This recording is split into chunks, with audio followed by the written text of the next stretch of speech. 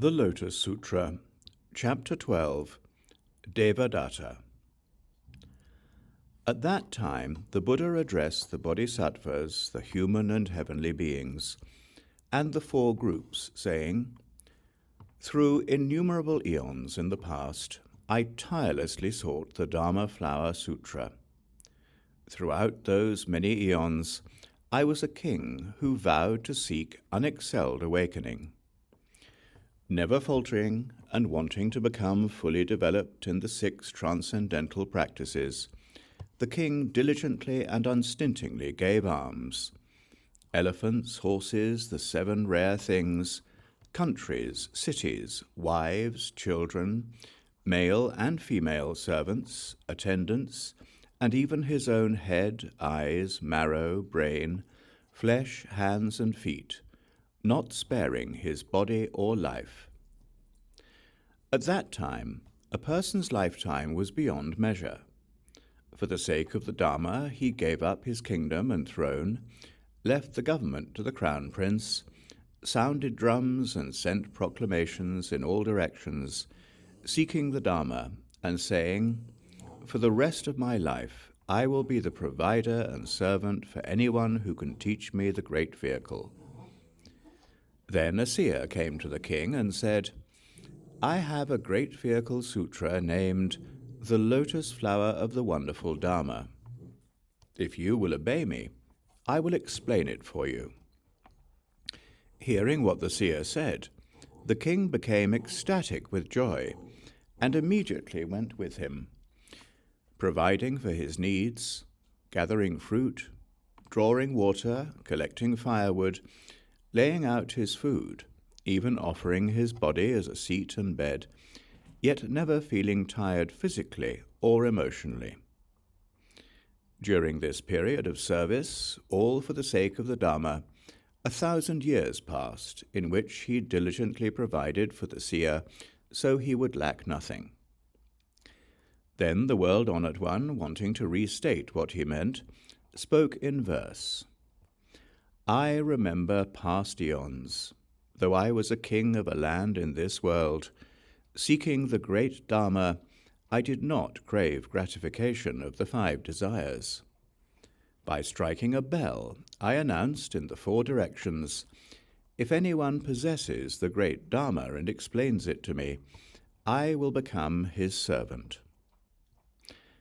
At the time, there was a seer named Asita, who came and said to the great king, 'I have a fine and wonderful Dharma, rarely heard in this world. If you are able to practice it well, I will teach it to you.' Then the king, hearing the words of the seer, with a heart full of great joy, went with the seer. Providing for his needs, he gathered firewood, fruit, and gourds, and reverently offered them at appropriate times. By keeping the wonderful Dharma in his heart, he never tired physically or emotionally. For the sake of all living beings everywhere, he diligently sought the great Dharma, but not for his own sake, and not for gratification of the 5 desires. Thus the king of a great land, by diligently seeking, obtained this Dharma and finally became a Buddha. Therefore, I now teach it to you." The Buddha said to all the monks, "The king at that time was me, and the seer was the present Devadatta. Because Devadatta was a good friend to me, I was able to become fully developed in the 6 transcendental practices, in kindness, compassion, joy, and impartiality, in the 32 characteristics, the 80 different attractive features, the deep gold color, the 10 powers, the 4 kinds of freedom from fear, the 4 social teachings, the 18 kinds of uniqueness, and the powers of the divine way. That I have attained impartial, proper awakening and saved many of the living is due to my good friend Devadatta.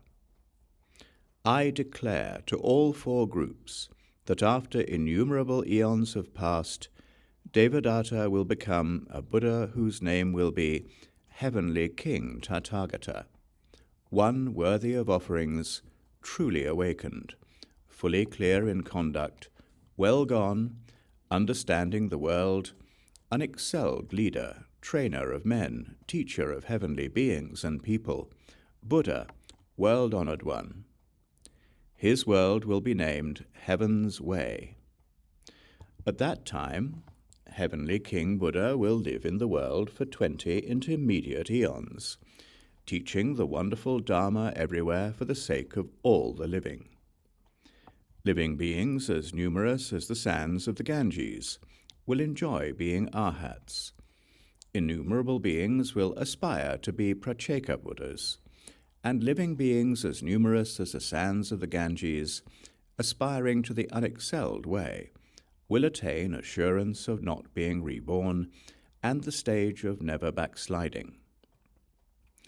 After the complete nirvana of Heavenly King Buddha, the true Dharma will dwell in his world for 20 intermediate eons. The remains of his entire body will be put in a stupa of the 7 precious materials, 60 leagues high and 40 leagues in length and width. All the human and heavenly beings, with various flowers, powdered incense, incense for burning, paste incense, robes, garlands, banners, flags, jeweled canopies, and music and song, will respectfully greet and make offerings to the wonderful stupa of the 7 precious materials. Innumerable living beings will enjoy being arhats.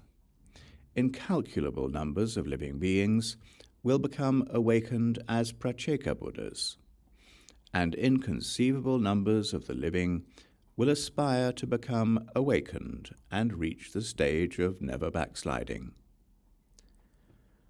The Buddha then said to the monks, "In the future, if there are any good sons or good daughters who, hearing this Devadatta chapter of the wonderful Dharma Flower Sutra, faithfully respect it with pure hearts and are free from doubt, they will not fall into a purgatory or become a hungry spirit or a beast, but will be born into the presence of the Buddhas of the 10 directions.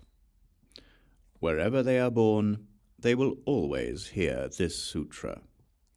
If they are born among human or heavenly beings, they will enjoy marvelous delights. And if they are reborn in the presence of a Buddha, they will be born by transformation from lotus flowers. Then a bodhisattva from a lower region, named Accumulated Wisdom, an attendant of abundant treasures, the world-honored one, said to Abundant Treasures Buddha, "Let us return to our homeland." But Shakyamuni Buddha said to Accumulated Wisdom, "Good man, wait a while. There is a bodhisattva here named Mañjuśrī. You should meet him and discuss the wonderful Dharma with him, and then return to your homeland." Then Mañjuśrī, sitting on a 1,000-petaled lotus flower as large as a carriage wheel, accompanied by bodhisattvas who had come with him, also sitting on treasured lotus flowers, emerged naturally from the palace of Sāgara Dragon King in the great ocean. Suspended in the air, he went to Holy Eagle Peak, got down from his lotus flower, went before the Buddha, and reverently prostrated himself at the feet of the 2 world-honored ones. When he had expressed his respect, he went over to Accumulated Wisdom, and after they had exchanged greetings, they withdrew and sat to one side. Accumulated Wisdom Bodhisattva asked Mañjuśrī, "When you were at the Dragon Palace, how many beings did you convert?" Mañjuśrī responded, "The number of them is innumerable, incalculable. It cannot be expressed in words or fathomed by the mind. Just wait a moment, and there will be proof." And before he had finished speaking, innumerable bodhisattvas sitting on treasured lotus flowers emerged from the ocean and went to Holy Eagle Peak, where they were suspended in the air. All these bodhisattvas had been transformed and delivered by Mañjuśrī. They had done bodhisattva practice and together discussed the 6 transcendental practices. Those in the air, originally Shravakas, taught Shravaka practices, even though they were now all practicing the great vehicle principle of emptiness. Then Mañjuśrī said to accumulated wisdom, "This is the result of my teaching and converting in the ocean." Accumulated wisdom bodhisattva then praised him in verse. "With great wisdom, virtue, courage, and strength, you have transformed and delivered innumerable beings. Now those in this great assembly, and I myself, have seen them. You have fluently explained the principle of the true nature of things, and opened and made clear the one vehicle Dharma, leading living beings everywhere to attain awakening quickly." Mañjuśrī replied, "What I always proclaimed when I was in the ocean was only the wonderful Dharma Flower Sutra." Accumulated wisdom bodhisattva asked Mañjuśrī, "This sutra is very profound, fine, and wonderful, the jewel of all the sutras, a rare thing in the world. Is there any living being who, diligently and devotedly practicing this sutra, can quickly become a Buddha?" Mañjuśrī replied, "There is the daughter of the dragon king Sāgara. Just 8 years old, she is wise and has sharp faculties, and is well acquainted with the faculties and actions of living beings. She has mastered incantations. She has been able to receive and embrace all the profound inner core treasures preached by the Buddhas. She has entered deeply into meditation and gained an understanding of all things. Within a moment, she aspired to become awakened and reach the stage of never backsliding. Her eloquence knows no bounds, and she has compassion for all the living as if they were her own children. She is full of blessings, and the thoughts in her mind and the explanations from her mouth are both subtle and great. Compassionate and respectful of others, kind and gentle, she is able to attain awakening." Accumulated wisdom bodhisattva said, "I have seen how Shakyamuni Tathagata carried out arduous and difficult practices for innumerable eons, accumulating blessings and piling up virtue by following the way of the bodhisattva without resting. I have observed that in the 3,000 great thousandfold world there is not even a spot as small as a mustard seed where he has not laid down body and life as a bodhisattva for the sake of the living. Only after that did he attain the path of the awakened. It is unbelievable that this girl, in an instant, can become truly awakened." But before he had finished talking, the daughter of the Dragon King suddenly appeared, and after reverently prostrating herself at the Buddha's feet, withdrew to one side, praising him in verse. "Profound in insight into the nature of good and evil, he illuminates the universe. His fine and wonderful pure Dharma body has the 32 characteristics. The 80 different attractive features adorn his Dharma body. Human and heavenly beings look up to him. Dragons and gods revere him, and all kinds of living beings hold him in reverence. Having heard him, I can become awakened. Only the Buddha can bear witness to this. I will reveal the teaching of the great vehicle to save living beings from suffering." Then Śāriputra said to the dragon girl, You think that in no time at all you will attain the unexcelled way. This is hard to believe. Why? Because the body of a woman is filthy and impure, not a vessel for the Dharma. How could you attain unexcelled awakening? The Buddha way is long and extensive. Only after innumerable eons of enduring hardship, accumulating good works, and thoroughly carrying out all the practices can it be reached. Moreover, a woman's body has 5 hindrances. First, she cannot become a king of a Brahma heaven. Second, she cannot become King Indra. Third, she cannot become a devil king. Fourth, she cannot become a wheel-turning saintly king.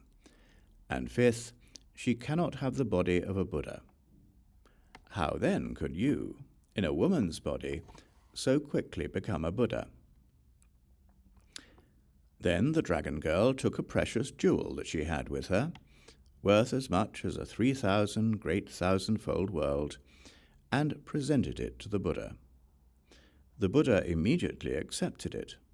The dragon girl then said to accumulated wisdom bodhisattva and the venerable Śāriputra, I presented my precious jewel and the world-honored one accepted it.